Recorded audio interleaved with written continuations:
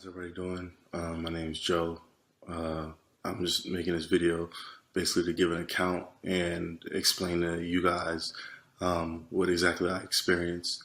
And that's pretty much it. So on March 22nd, 2017, I went to sleep late that night, and when I went to sleep, um, I ended up my soul, my spirit ended up basically in this room with this dark room. There was two individuals in a room. I don't believe that they were people. It just seemed like they were kind of talking about something like about God, but they weren't talking about him. I couldn't really remember what they were talking about. And one of them had pulled out a joint, basically, like he was like about to smoke a joint.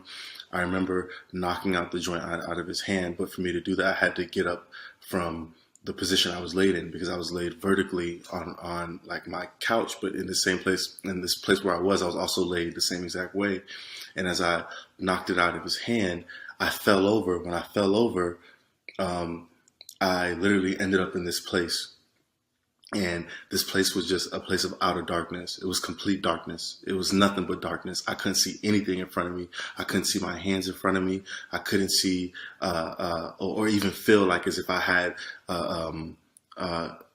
any kind of knowledge of where I was or the place I was in.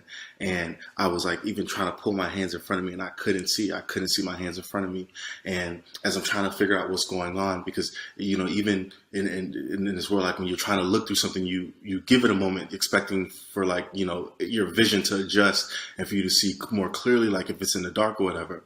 And so I'm waiting to see for it to adjust and to see more clearly. And it remained complete darkness. And I'm talking about thick darkness.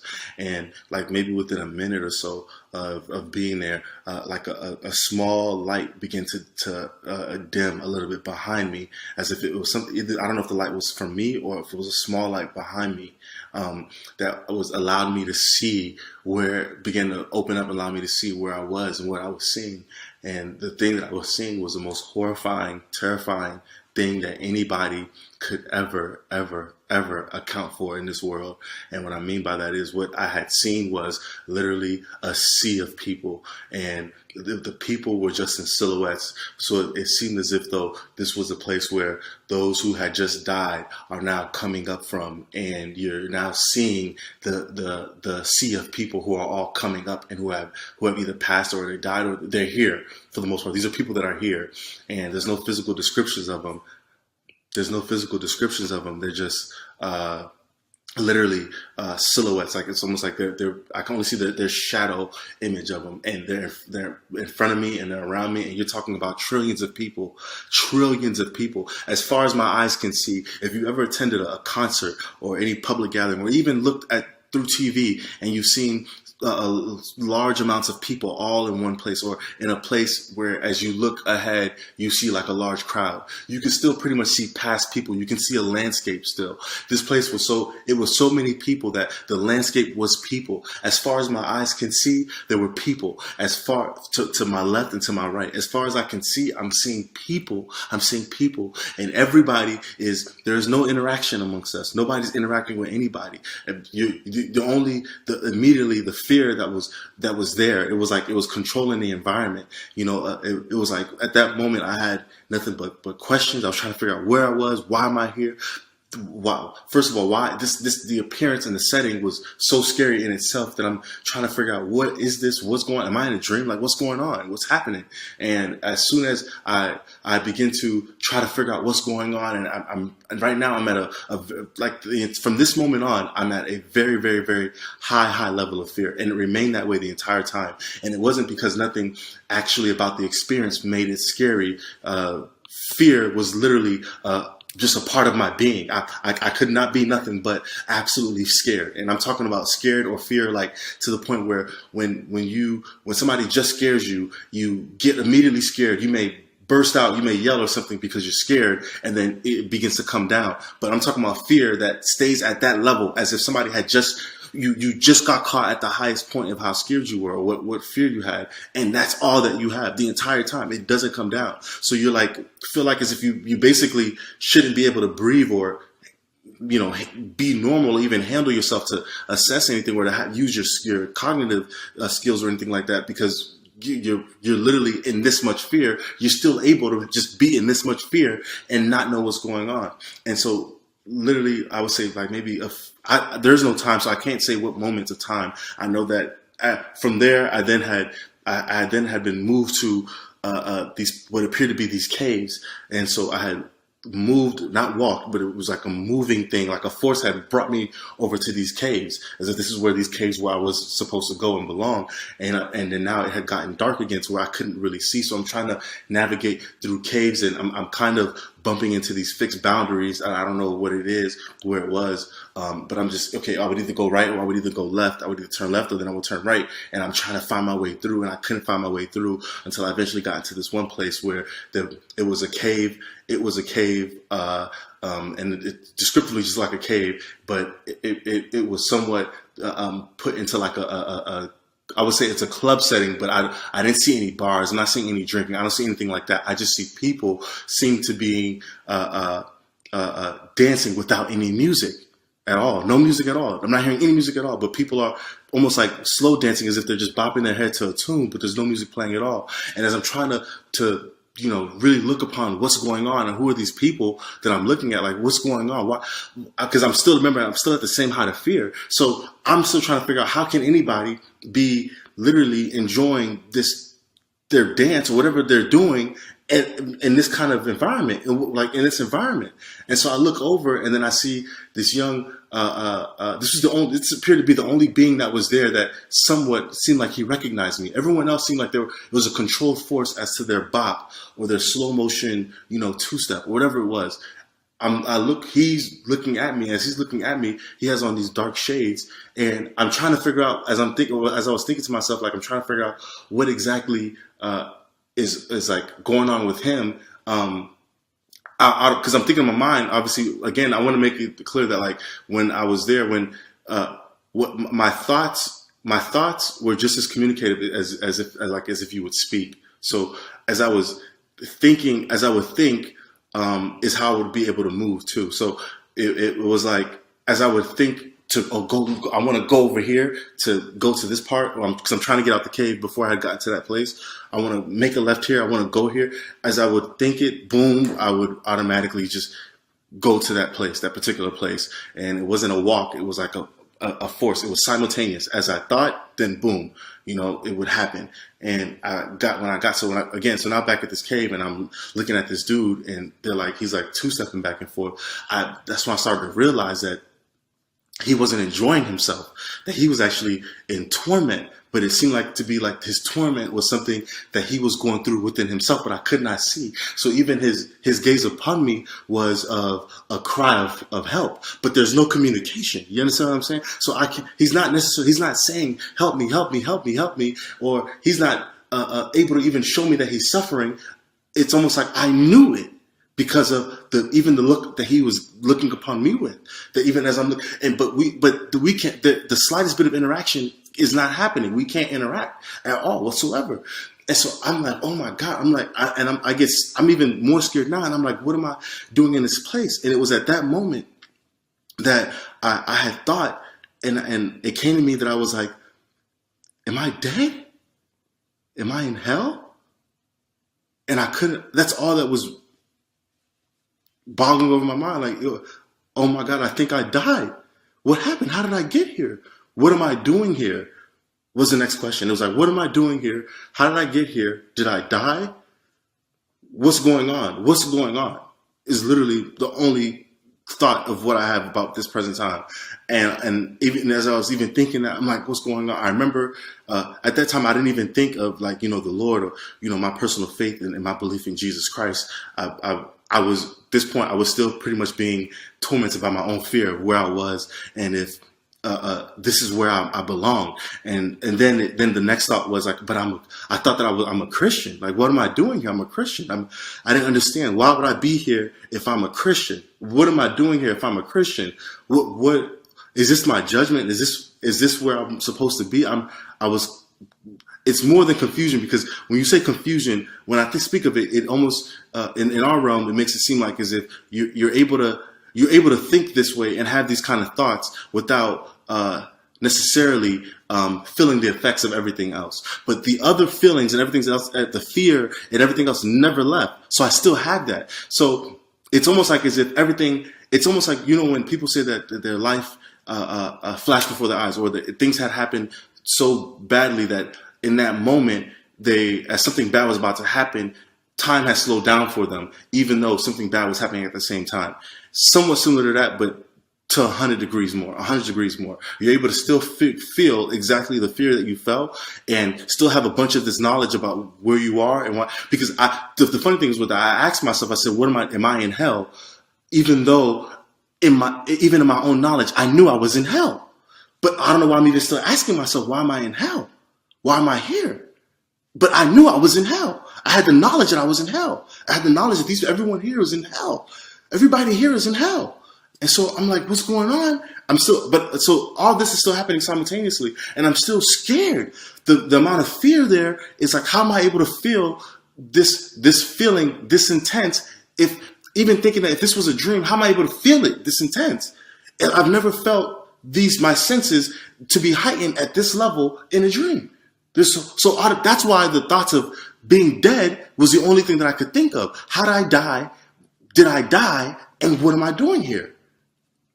So anyway, I'm looking upon him, and this guy is literally in torment. I was already frantically in fear and at a high level. But when I seen that upon him, and it was dawning on me that I was that I already knew it, but it was dawning on me that I was in hell. It caused me to, even be more frantic. So I immediately, I'm looking for an exit. Where's the next place I can get out of? I think, to go over here. I go towards the end of the room because I almost don't even want any of them to really even see me here. I don't even feel like I belong here. I'm trying to get out. And so in my attempt to try to get out, I go towards the other corner of the room. As I'm going to the other corner, of the cave, as I go to the other side of the cave, I can't see anything. So I'm still trying to figure out what way am I going and not going.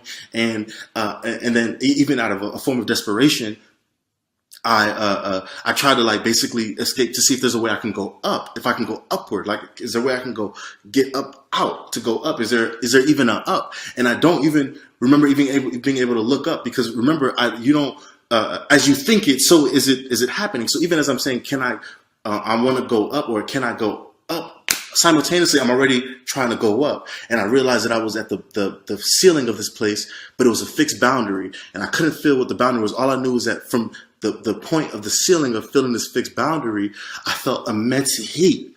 The amount of heat that I felt on top of me, was so scary.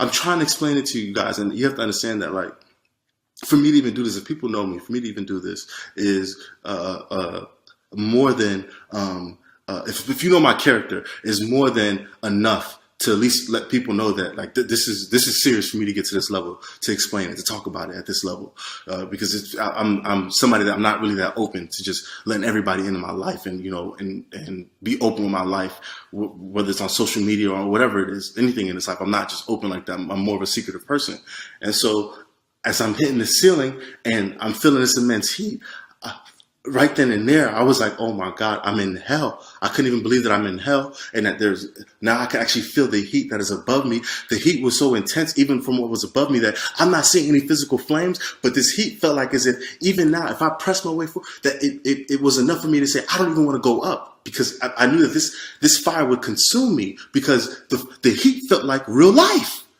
It felt like I was like real life heat. It still felt like the heat that you would feel here. As if you put your hand over a stove, you would feel the heat. Like you would literally feel the heat. You would feel the intense heat. And it was even hotter than what you would consider to be a stove. So even as I'm going up, it's like, and I'm coming back down like, oh my God, where's all that heat coming from? Why is there this much heat on top of me? And so I'm just frantically trying to figure out where I was, what's going on. And I remember trying to say, at that point, I was like, when it had said that I'm in hell, the only thing I could think of was to be calling out Jesus' name. I'm calling out Jesus' name, and nothing is happening. I'm saying, Jesus, Jesus, Jesus, what's going on? Jesus, Jesus. And as I'm saying, Jesus, Jesus, Jesus, nothing is happening. And then I heard an audible voice explaining to me that this is how it is down here, and that it's not what you think, that it's actually Mary down here, and that, you know, these people were enjoying themselves, the people that I had seen that were in the club. And again, I didn't really know who this audible voice was, but I understood what he was saying. I understood what was trying to be told to me, because again, there was no physical thing in front of me. I wasn't seeing a spiritual being. He was able to communicate with me through my thought in my own head, just to talk to me somewhat in the same way that we have voices here in our own heads now, here as we're on earth. And so he's telling me that this is Mary down here, that I should have no fear to want to come down here, and that I could do as I want, I could live as I want, and I could be here, and I would be Mary. It would be Mary. It wouldn't be an issue. There wouldn't be a problem. And even as he's saying this, so when he got towards the point where he's basically trying to convince me in my mind and my spirit, and I'm thinking like, I'm like, nah, this isn't true. What are you talking about? I'm thinking like this. I'm horrified. I'm horrified. No way. No way am I coming here. No way will I be here. Like, without a doubt, there's no way for anybody that I would come here. I would be here. I would even want to be here. I would even consider it. And so I'm thinking, and this is after me saying Jesus, I'm like, what's going on? And then I remember when I was saying that, I just went back to reverting to saying, Jesus, like, get me a Jesus, like, what's going on? Why is, I'm saying your name, like, Jesus, what's going on? And as I'm saying his name, that audible voice then got louder. And now the audible voice now was yelling at me.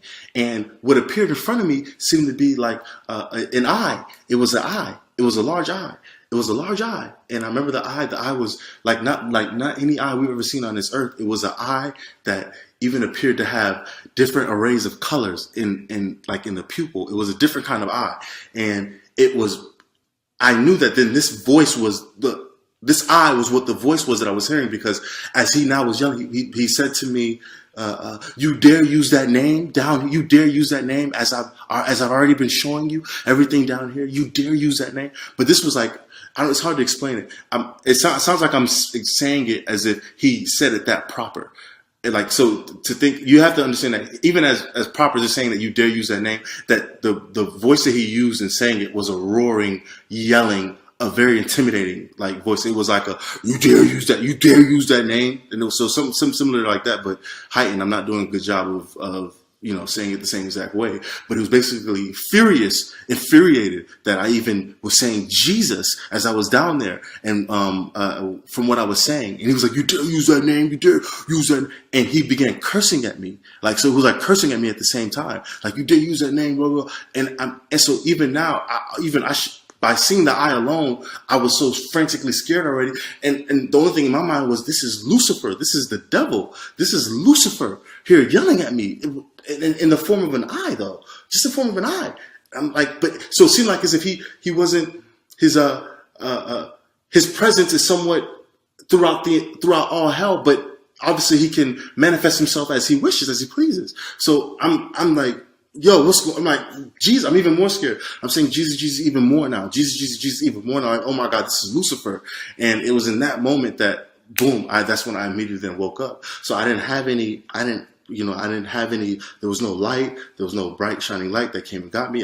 Jesus did not appear to me. None of those things happened. All I experienced is exactly what I told you.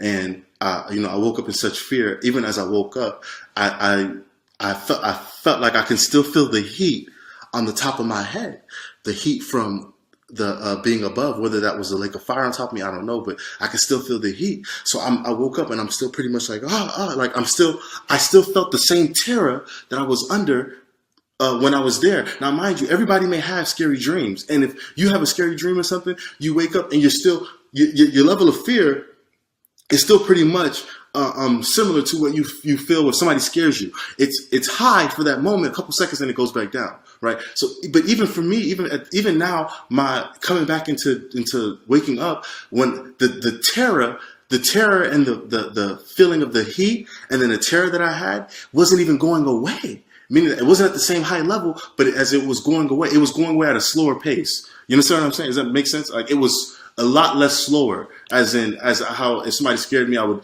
quickly come down and be like, okay, yeah, well, that was you, not funny, whatever. This was entirely different. This was, I could almost still feel, even it's 2 days now, it's been 2 days, and I could almost still feel the terror of being there. And it's hard to describe that, because when you say terror, people here with our senses, we only equate terror to maybe what we see, right? Maybe we see something that makes us terrified, or you're in a movie, something is going on that terror is a sense that is induced, and it can raise or be high, or whatever.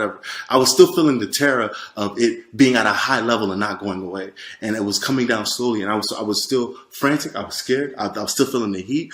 I immediately came. I ran over to my wife, and I had to wake up and tell, like, yo, I just had the worst nightmare, or whatever. I had the worst nightmare. I'm still kind of disoriented, because I'm not really sure if I'm really out, because being there and understanding the concept of eternity, that I couldn't get out. And that's another thing that I want to touch on.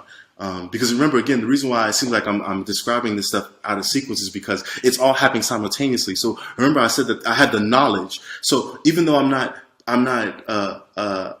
saying, oh, I'm here for eternity, I didn't have to say that to myself. Everyone had the knowledge that you could not get out. Or at least I'm going to say I did. I knew and I understood I could not get out. And not only that I couldn't get out, but that I was here forever. I understood that I am absent of time, and this place goes on forever.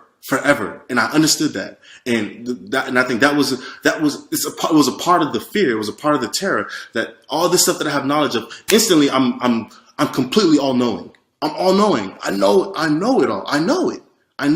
Even though I'm even questioning all the things that I know to be true. The same way we know I'm breathing air because oxygen goes to our lungs. We learn common things here, the natural laws on this earth. We know it. We just know it because we know it, even if it's not explained to you, you just know it to be that way. So it's the same exact way. I just knew that I was here forever. I was stuck here forever. I couldn't get out. And what was going on was being controlled. And that was the worst part about it. That was the worst part about the entire experience. That was the worst part. The worst part, and the worst part of the lack of hopelessness, and that nobody can interact with anybody else. Nobody. There's even comfort in being in an oppressive state.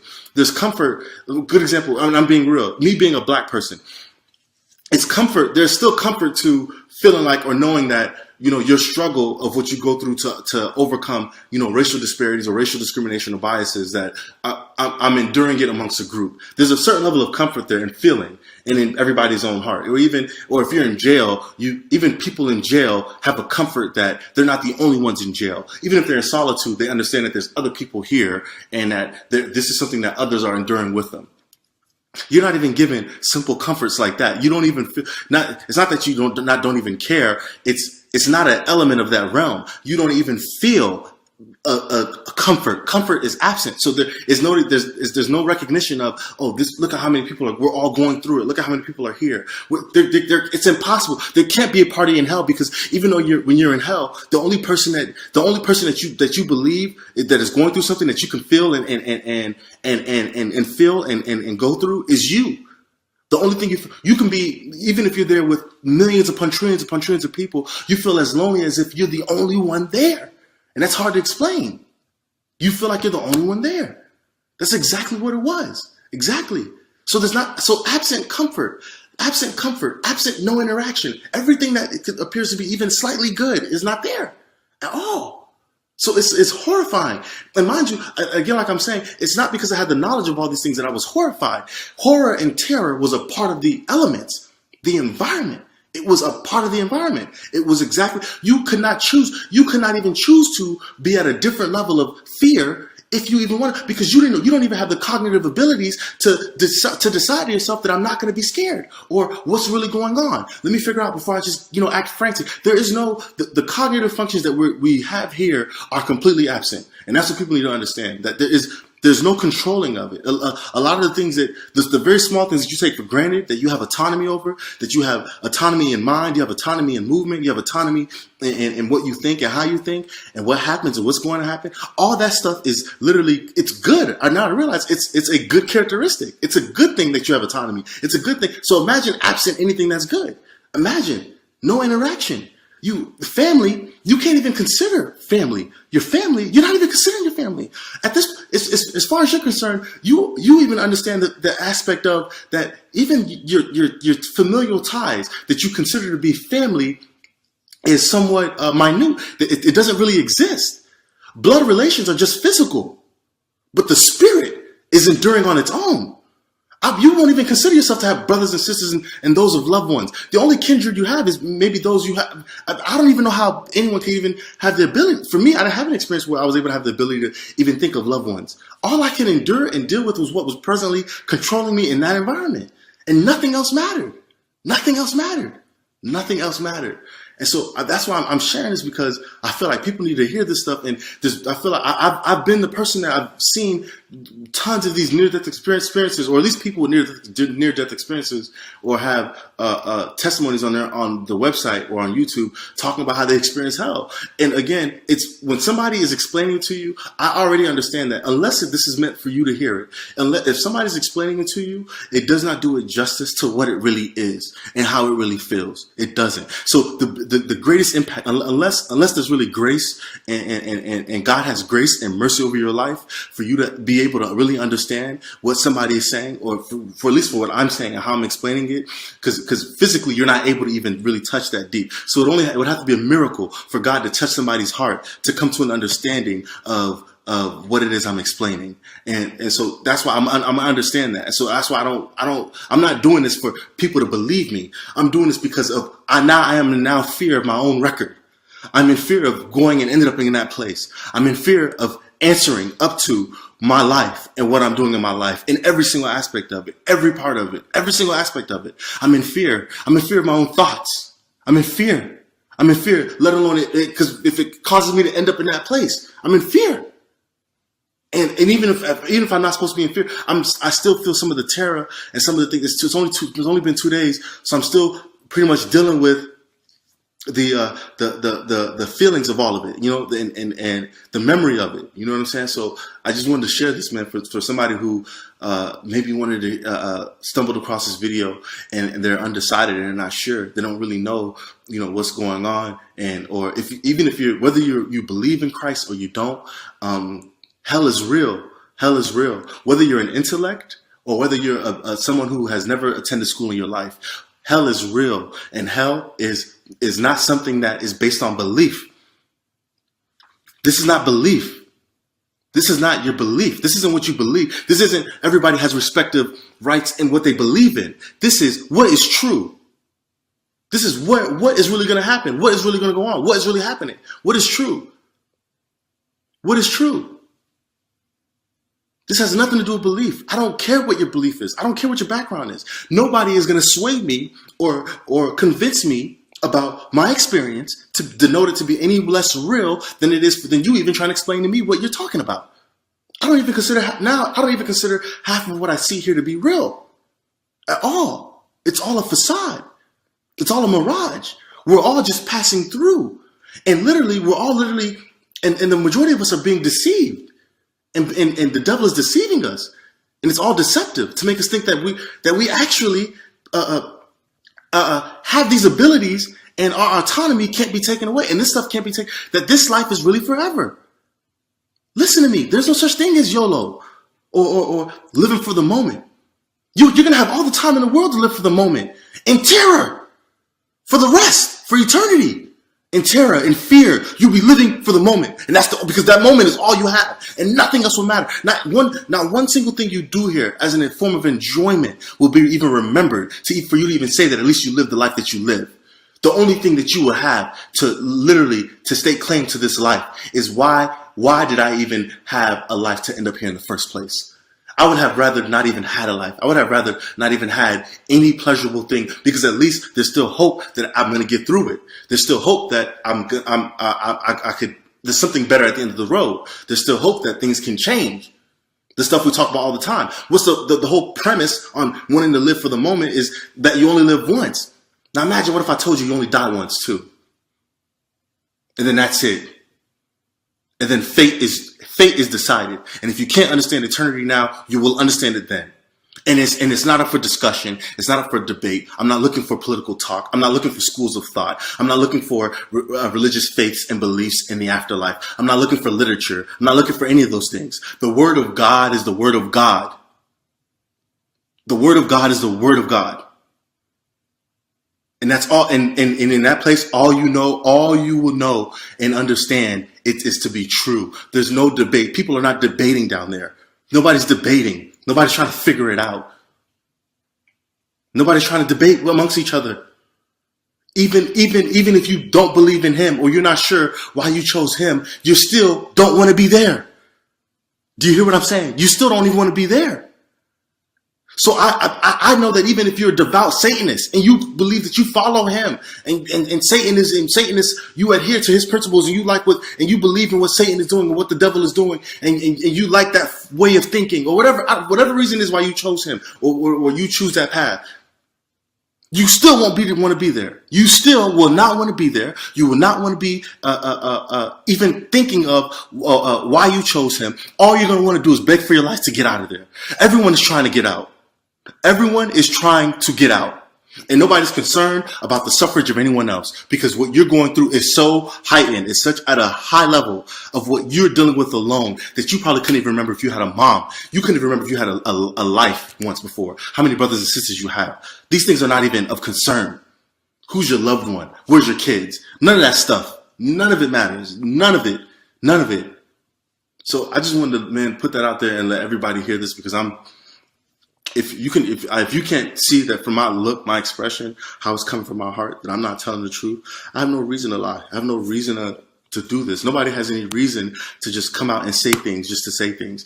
Everybody can give an account for what they want to give an account for. But I know what was real. So at least for me, I want to make sure my record is clean so that you can't say that I didn't say it. So that nobody can say, so that it's known, that everybody knows that Joe said it, that I said it.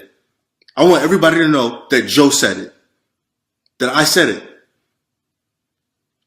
That's how important it is to me not to be there. Yes, I said it. And I'm telling everybody, say what you want to say about me. I don't care. I said it. I said it. And I told you. So my hands are washed because I told you. I told you because I'm now going to be accountable for how I'm going to live my life from this day forth. So, and that's the most honest I can be with people. If I love you, then that's the most honest thing that I can do. And I could tell you, you can write it off. You know, more than half of people maybe can write it off and live your life here. You can continue to live your life here. But like I said, it's everybody going to have their day and that's not going to stop. That's the one thing that nobody can overrule or overrun. So as long as you have your day, you're going to have your date. When they say the day you were born, now here comes the experience of the day that you die. You can't say that you didn't hear it. At least not for me. You can't say because in this also will at least be my eternal proof of record of me letting people know that this was real, that hell is real. Hell is real. There's no such thing as coming close as Christians. If you even debate in your mind, if you got to even review your record to figure out whether or not you're going, you're already probably on the wrong side. Because I'm telling you right now, the decision is unanimous. We're not looking for a majority vote. There's no board in heaven. There's not a majority vote as to who's going and whether you're going or not. There's no politicking. It's unanimous. Either the Lord knows you or he doesn't. Either you have a relationship with him or you don't. And what I mean by relationship, I'm not talking about past relationship. Now. Right now. You could even know God. You could have prayed to him and he answered your prayers. And that was your proof as to why you attained to this faith that you believe that you believe in God. Or you've told other people about Jesus because of little experiences you had, whether you prayed or you were healed before, or you've always had a feeling, maybe you've even had his presence with you before, or you're even more of an active believer. You know, you've had an ongoing relationship with him throughout your entire life. Maybe you grew up in a church, whatever it is. If you do not have the Spirit of the Lord in you, free from indwelling sin, you hear what I said? Free from indwelling sin. At the moment that he comes, with the moment that you die, you'll find yourself in hell. And you'll be thinking to yourself that I'm a Christian. You wouldn't even understand. What you're doing there. You won't understand. To me, that's too much of Russian roulette for me. That's too much.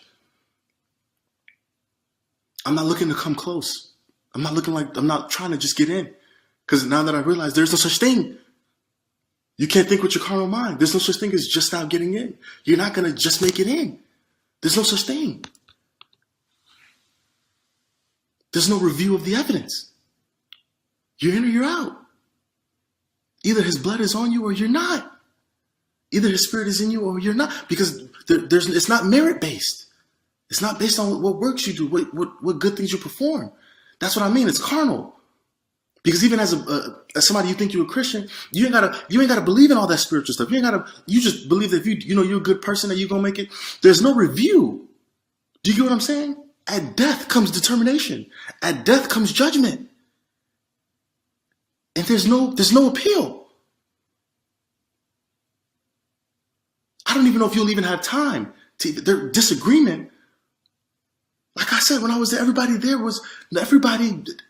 it seemed zombie-like because everybody literally could not do anything about it at all. So it's like, so what you think and believe means nothing. You have no power. What you think and believe means nothing. You have no power. So you better tap into the source. You better find out who really has power. Who is the king of this earth? Because everything here perishes. And not buy into the lie. Don't buy into his lie. Please, I'm begging people, please do not buy into the lie. The biggest lie of them all. We are not gods. At all. At all. We are not gods. That's what I mean. Even the little bit of ability that we have here, man, we're fooled. He's gotten us to believe that we really think we're gods. We really think that the way we think matters. We really think that the way what we say and how we feel and how we see things matters. You have no say-so at all. At all. And you have no power. So you better find the source. That's my best advice. Get to the source. All that matters in life is getting to the source. I used to be one too, the aspirations. Everybody wants to, at least when you're here, you think to yourself, I mean, what's wrong with wanting to either live a decent life or live a better life? And the means that you use to get there, whether it be good or bad, everybody is up to their own, their own judgment. Leave everybody up to their own judgment. Pursue what you want to pursue. I don't even really know what the point of pursuit is at this moment at all, unless it's for his purpose, unless it's for me to have an understanding of where I'm going. Because this pass through is so temporary, the timing is so short. And matter of fact, it's not even about the timing. The fact that I know that every man is going to die. And the chance and the risk that I can end up there, if anybody goes there, anybody that is there would wish that they had a second chance. Because they probably would be radical. They wouldn't even live this life, even caring about what they eat, or how much hours they're getting of sleeping, or whether or not their kids are rebellious, or whether or not their mom loves them, or whether or not their dad loves them, or whether or not all the frivolous things that we care about. I don't even know if that, I don't feel like I want to care about any of those things, even though I still have love for those things and the people in my family. There's no way that I will allow those things anymore to have any priority to my eternal destination. That's the key. You want to talk about winning? We love talking about winning. Winning is making it eternally to your destination. That's how you win. Find your eternal destination.